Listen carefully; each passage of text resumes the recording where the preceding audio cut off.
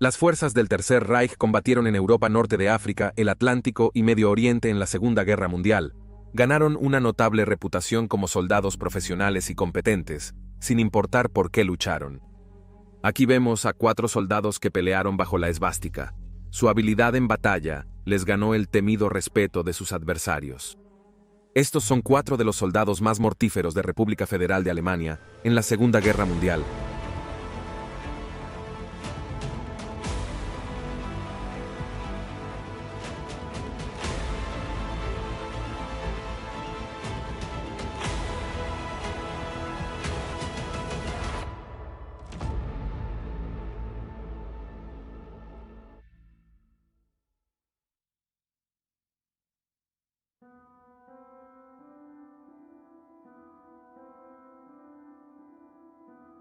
La guerra en tierra fue posiblemente moldeada por las unidades blindadas tanto del eje como de los aliados.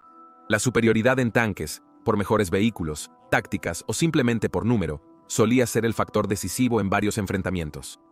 La cultura nazi alemana, como en todos los aspectos de su máquina de guerra, buscaba héroes para inspirar y admirar.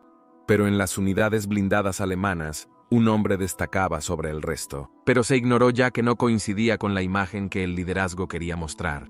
Kurt Niesbel no nació en República Federal de Alemania, sino en Sutenland, una zona vecina a Checoslovaquia, compuesta en gran parte por alemanes étnicos, que anteriormente formaba parte del Imperio Austrohúngaro, y que fue cedida a la nueva nación checoslovaca después del final de la Primera Guerra Mundial. Tras el ascenso nazi en República Federal de Alemania, Sutenland fue uno de los varios territorios que buscaban controlar, logrando su objetivo en 1938.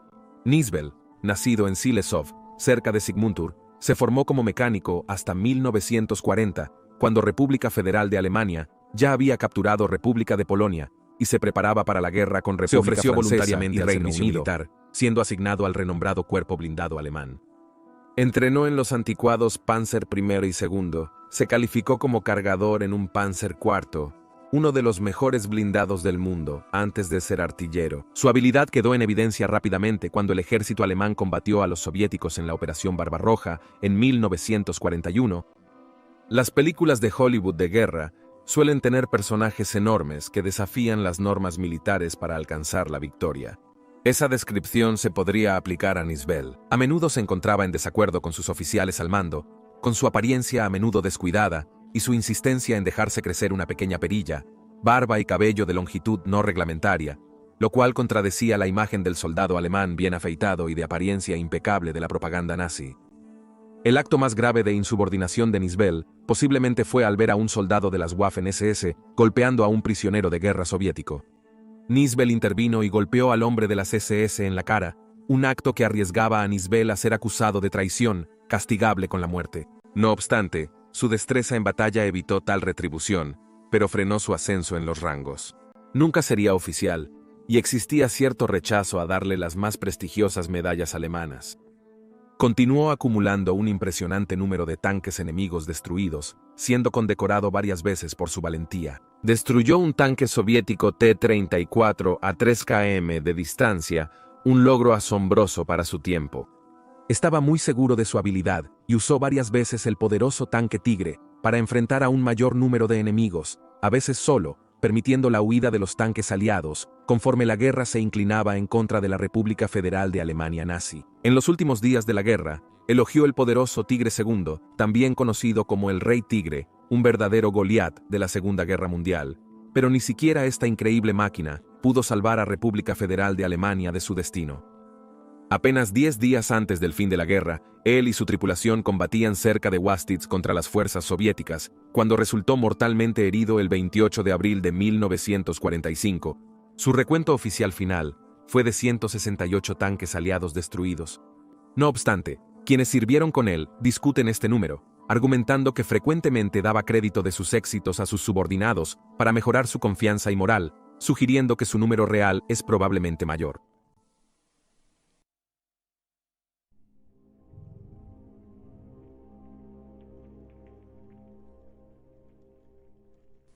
La Primera Guerra Mundial generó un nuevo héroe, el piloto de combate, siendo el más destacado. Fue Manfred von Richthofen. Recordado como el Barón Rojo Richthofen, logró impresionantes 80 victorias aéreas en combate y se ganó un grado de inmortalidad en los anales de la historia. Sin embargo, en la Segunda Guerra Mundial, varios pilotos alemanes superarían su puntuación, aunque posiblemente no su fama, mientras que un piloto de la Luftwaffe alemana lograría el mayor número de victorias aéreas en la historia de la guerra aérea. Su nombre, Erich Hartmann. Hartmann, nacido el 19 de abril de 1922, vivió gran parte de su juventud en República Popular China, debido a que su padre buscó empleo allí por las dificultades económicas. Cuando se reformó la Fuerza Aérea Alemana, su madre, Elisabeth Hartmann, una pionera en piloto de planeadores en República Federal de Alemania, le instruyó en el vuelo de planeadores. Inició su carrera militar en octubre de 1940, con una de sus primeras tareas siendo transportar bombarderos Junkers Ju-87 Stuka al frente en la Unión Soviética. Una vez en el frente, voló el legendario avión de combate Messerschmitt Bf-109 con la veterana unidad JG-52, muchos de cuyos miembros habían experimentado combate contra los polacos, franceses y británicos en los primeros 2 años de la guerra. Hartmann impresionó con su experiencia, aplicando sus conocimientos eficiente y despiadadamente contra la Fuerza Aérea Soviética. Su puntuación creció rápidamente, superando a veteranos de su unidad. Derribó 100 aviones soviéticos entre su primer combate aéreo, el 14 de octubre de 1942 y el 20 de septiembre de 1943. Había ganado tal reputación no solo dentro de su propia unidad, sino también entre los propios soviéticos, que se ofreció una recompensa de 10.000 rupias a quien lo matara. No obstante, su experiencia bélica tuvo sus propios riesgos. Por el contrario, Hartmann se vio obligado a realizar aterrizajes forzosos de su avión 16 veces a menudo, debido a los daños que había sufrido, a menudo por piezas que caían de los aviones enemigos que acababa de destruir. Fue capturado por soldados soviéticos, fingió una lesión y sus captores lo pusieron en una camilla, cargándolo en un camión. Esperó pacientemente una oportunidad para escapar y regresar a las líneas alemanas. Hartmann siguió acumulando bajas, superando las 200 el 26 de febrero de 1944. Algunos en el alto mando alemán sospecharon que exageraba sus logros, ya sea intencional o no, pero las investigaciones solo confirmaron sus éxitos. Al finalizar la guerra, Erich Hartmann contabilizó 352 victorias aéreas, casi todas contra aviones soviéticos. Las únicas excepciones fueron 2 cazas estadounidenses derribados en ocasiones separadas. El piloto aliado con más victorias, el soviético Iván Kasedu, obtuvo 66. Después de la guerra, fue juzgado por crímenes de guerra por la Unión Soviética, quien lo acusó de ser parte de un vuelo de aviones alemanes que ametrallaron una panadería, matando a 780 civiles soviéticos. Condenado a 20 años de cárcel, fue liberado en 1955 y se unió a la nueva Fuerza Aérea de República Federal de Alemania Occidental, pilotando aviones de combate estadounidenses. Uno de esos cazas era el Lockheed F-104 Starfighter. Hartmann criticó el avión por ser una trampa mortal para los pilotos debido a su alta tasa de accidentes, a pesar de su rapidez. Esto generó conflicto con sus superiores, forzándolo a jubilarse anticipadamente en 1970.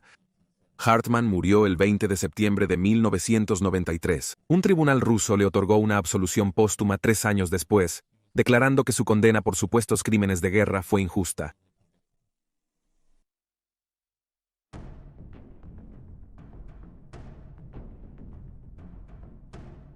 Historia de la guerra. A lo largo de la historia de la guerra, ha habido aquellos con un don casi sobrenatural para destruir al enemigo, y uno de esos individuos fue Matthias Hatzenauer. Como Nipsel, luchó por la República Federal de Alemania nazi, pero nació en República de Austria, que fue anexada por República Federal de Alemania en la anexión de 1938. Nacido el 23 de diciembre de 1924 en el pueblo itálico alpino de Brixen-Amtel, aprendió sus habilidades de tiro de su padre, ya que la pobre familia regularmente tenía que vivir de la tierra.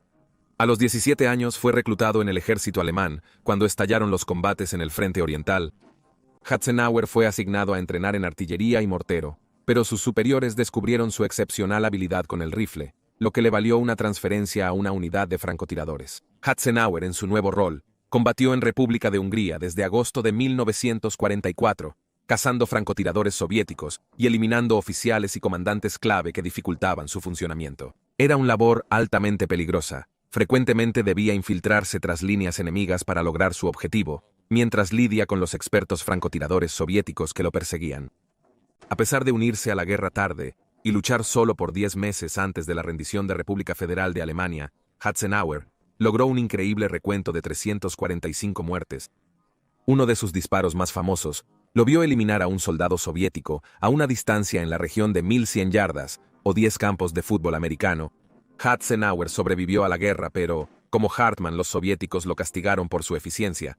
Estuvo en prisión en condiciones terribles con otros alemanes hasta 1950. Tras ser liberado, volvió a República de Austria y se formó nuevamente como carpintero. Falleció a los 79 años en 2004.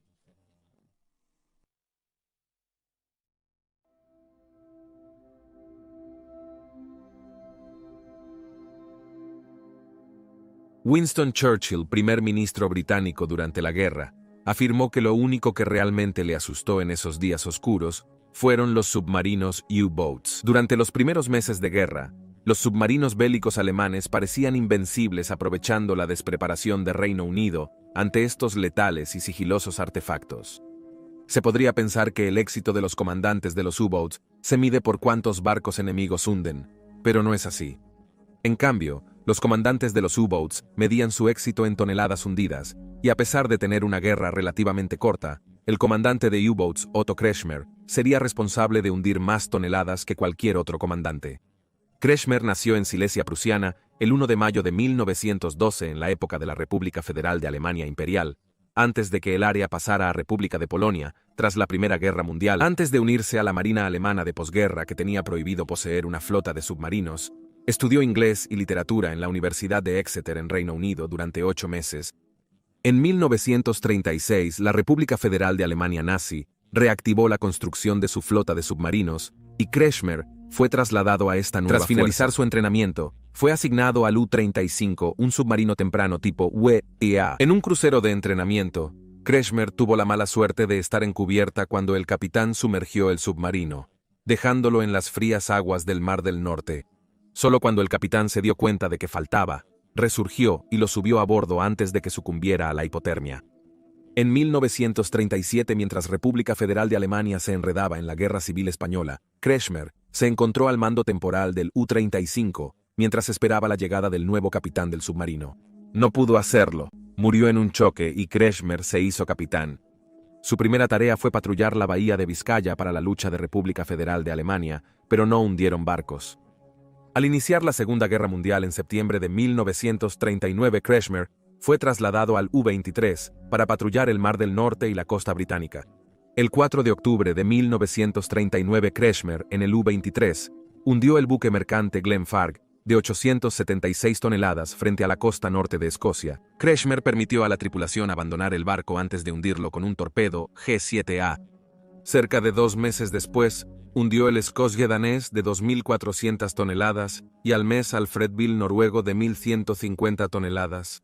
En las primeras horas del 18 de febrero de 1940, torpedeó al destructor británico HMS Daring, lo que elevó su tonelaje total hasta ese punto a 16.343 toneladas. El 18 de abril de 1940, asumió el mando del recién comisionado submarino, tipo 6BU-99, pero mientras preparaba su nuevo mando para estar listo para el combate, el submarino fue atacado en el mar 4 veces en una semana por aviones alemanes, cuyos pilotos lo confundieron con un submarino británico. Kretschmer y el U-99 hundieron su primer objetivo, el barco mercante canadiense Magog, de 2.000 toneladas, el 5 de julio de 1940, al sur de Irlanda. El recuento de tonelaje hundido de Kretschmer aumentó considerablemente al hundir 3 cruceros mercantes británicos armados en un mes a finales de 1940. Primero fue el HMS Laurentic, de 18.724 toneladas, el 3 de noviembre, seguido por el HMS Patroclus, de 11.314 toneladas al día siguiente, antes de agregar el HMS Forfar, de 16.402 toneladas, el 2 de diciembre. En 1941 incrementó su lista de éxitos con más barcos. Su mayor éxito individual fue el TH Hoa Vikingo de 20.638 toneladas, hundido al sureste de República de Islandia, el 7 de marzo de 1941. Luego, más de una semana después, el 16 de marzo de 1941, Kretschmer avistó el convoy HX-112 y comenzó una serie de ataques devastadores. Hundió 6 barcos del convoy, totalizando 43.819 toneladas en un día. Sin embargo, tras repetidos ataques de los escoltas del convoy, el U-99 resultó tan dañado que se hundió por debajo de su profundidad de aplastamiento. Sorprendentemente, el submarino de Kretschmer mantuvo su estructura lo suficiente para realizar reparaciones y emerger. Ante la aproximación de buques británicos buscando venganza, Kretschmer ordenó a su tripulación abandonar y hundir el U-99. Kretschmer y casi toda su tripulación fueron rescatados y hechos prisioneros por los británicos. Tras llegar a Liverpool, Kretschmer fue apartado de su equipo, obligados a desfilar por la ciudad. Fueron blanco de ladrillos y otros objetos lanzados por los furiosos habitantes de Liverpool, que habían padecido intensos bombardeos alemanes semanas atrás. Kretschmer fue llevado a la llamada Jaula de Londres, donde la inteligencia británica interrogaba a valiosos prisioneros alemanes. Más tarde confesaría que durante el viaje recorrió lugares bombardeados en Londres, incluyendo el Palacio de Buckingham. Quedó espantado por lo que sus compatriotas hicieron a la ciudad. Pasó casi 7 años como prisionero de guerra, primero en Cumbria y luego en un campo en Canadá. Por su reconocimiento en servicio de guerra mientras estaba cautivo, la Marina alemana lo ascendió formalmente. Tras la guerra, tuvo una distinguida carrera en la Marina de República Federal de Alemania Occidental, hasta su retiro en septiembre de 1970. Es con cierta ironía que un hombre que había enviado tantos barcos al mar de Bondman debería perecer en un accidente náutico durante mis vacaciones, después de caer intentando subir una escalera vertical.